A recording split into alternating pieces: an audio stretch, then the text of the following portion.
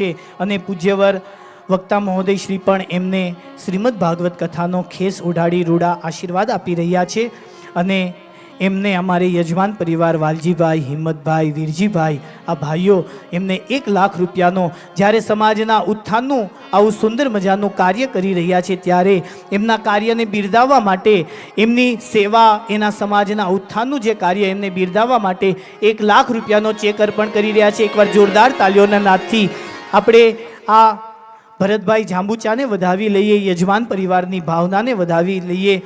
તેઓ ભવિષ્યમાં ઓર્ગેનિક ખેતીથી શું ફાયદા થાય છે, કેટલો લાભ થાય છે.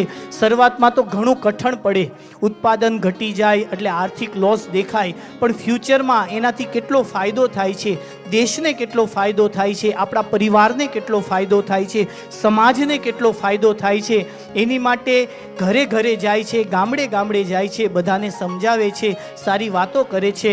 અને અત્યારે 80થી 100થી વધારે ખેડૂતો આ માર્ગે આગળ વધ્યા છે અને મીઠાપુરની આજુબાજુના ઘણા બધા ગામડાઓ, લગભગ 15થી 20 ગામડાઓમાં ના ખેડૂતો આ માર્ગે ઓર્ગેનિક ખેતી તરફ આગળ વધે છે અને એ ખેતીનું શાકભાજી ડાયરેક્ટ ખેડૂતથી લઈને ડાયરેક્ટ વ્યક્તિ સુધી પહોંચે, જે લેનાર છે, ગ્રાહક છે, એના સુધી ડાયરેક્ટ પહોંચે, એની માટેની ઘણી બધી અલગ અલગ યોજનાઓ આમના દ્વારા થઈ રહી છે. ત્યારે એમનું સુંદર મજાનું અત્યારે સન્માન થયું. વાલા ભક્તો, આજે આપણી કથાનો પ્રથમ દિવસ છે. હવે આપણે વધુ સમય નથી લેવો.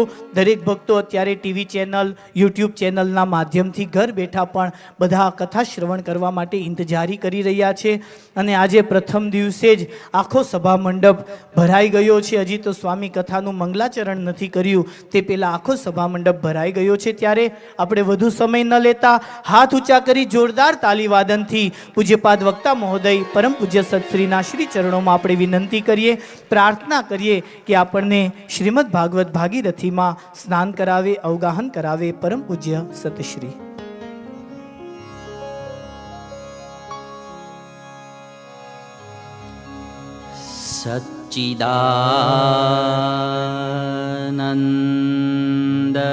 સચ્ચિદાનંદરૂપા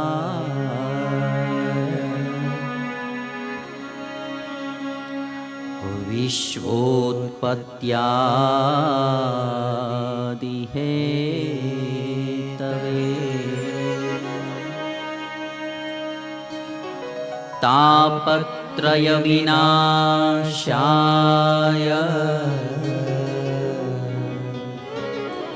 શ્રી કૃષ્ણાય વયં નુમઃ.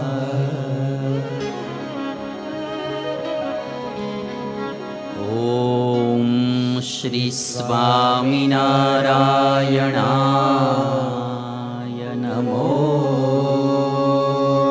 નમઃ. શ્રી હરિ કૃષ્ણાય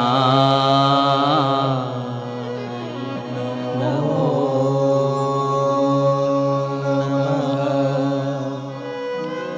શ્રી પૂર્ણ પુરુષોત્તમાય નમો નમઃ. શ્રી ઘનશ્યામ નમો નમઃ.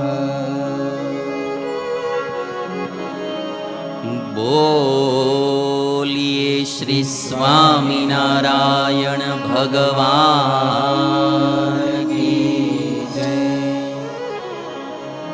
શ્રી દ્વારિકાધીશ કી જય. શ્રી રામચંદ્ર ભગવાન કી જય. શ્રી કષ્ટભંજન દેવ કી જય. શ્રી વિઘ્ન વિનાયક દેવ